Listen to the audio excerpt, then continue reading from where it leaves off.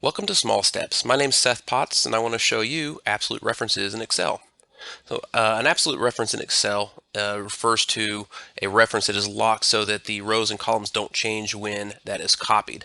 So an example I have here is if you're calculating out in this example, the violent crimes per 1,000 residents. So just a pretty common stat that you're going to be pulling at certain points. And if you have it for multiple years, such as this, the idea of writing a formula for one cell and then being able to just copy that over to get your formula referencing all these numbers is makes it pretty easy. So I have it set up here, just have a small population and a small number of these violent crimes per year, and say we're wanting to see what this rate would be. So I started out here and calculated it out.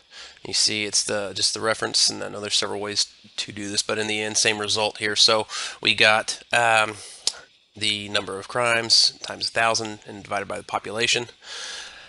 So what happens when I want to copy this formula over? I'll move it over one, show you. It gives me this error, right? Because when you click on it and see, what it did was it moved the reference for that population that's going to be standard for those over a cell. What you want it to do, however, is, let's see here. So we have this formula here, so that A2 is what we're wanting to be an absolute reference here. So several different ways you can create an absolute reference. You can hand type it out, and what it is up here is a $sign.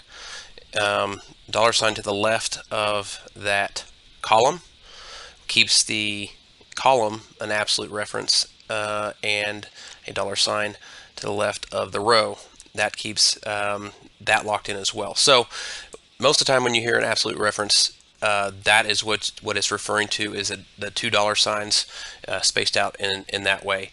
The other way to do this is F4. A couple quick things about that. So most computers have a function key, not all of them. Mine here does not have it. So two different things you might run into. Let me see if mine is turned on here. It is not. So right now I'm pressing my F4 key, and it is not giving me that absolute reference. That can be solved by, on my keyboard, I have what's labeled as an F lock key. As opposed to a function button, I have this F lock key that you press it, it turns the function key on. Mine defaults to it being off, so I forget almost every time, and I have to go click and do it. So I've pressed that now, F lock key, and when I press F4 on here, it will give me that absolute reference. All right.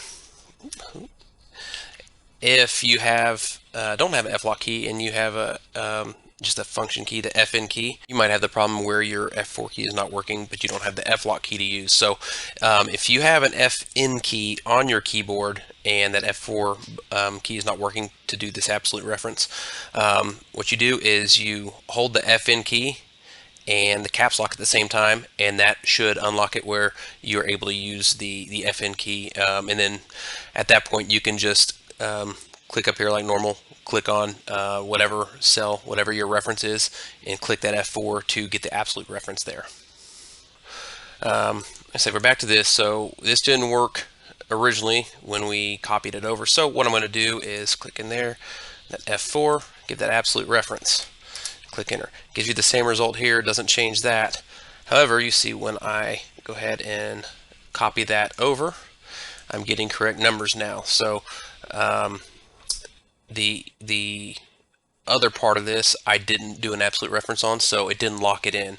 It gave a relative reference. So when I copy that formula over one column over to the right, it moved from D2 to E2, and that's what I want in this case. So we want that one to be able to float and move on over, and we wanted this part, which is the population, to stay the same for all of them.